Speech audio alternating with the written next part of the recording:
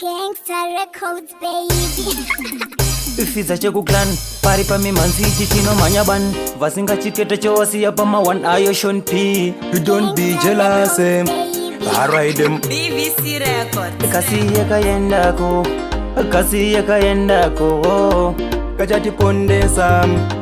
kachatipondesa saka enda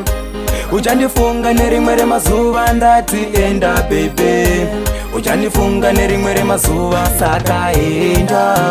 kana waenda usadzoka usafona usateksta ndapota ndava nekamwe kambyuti inga ndaizama kushingirira ndichigaya rimwe zuva nchazobudirira akumba kwedu uchava murora ndakuziva kuti uri nyama yakaora ishaimbondisiya inini ndimbofara kanguva yandaikuda waitondidadira waiti ndikakufonera waisandidaira but zvizinei izvozvo zvakafura saka enda uchandifunga nerimwe remazuva ndati enda bebe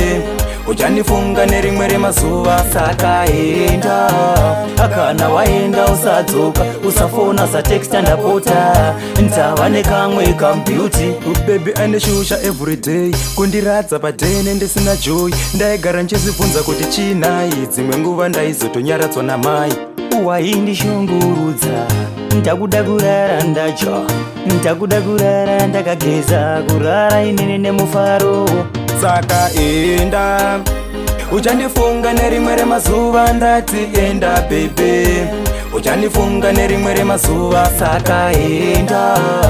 kana waenda usadzoka usafona usateksta ndapota ndava nekamwe kambyuti inga ndaizama kushingirira ndichigaya rimwe zuva nchazobudirira akumba kwedu uchava murora ndakuziva kuti uri nyama yakaora ishaimbondisiya inini ndimbofara kanguva yandaikuda waitondidadira waiti ndikakufonera waisandidaira but zvizinei izvozvo zvakafura saka enda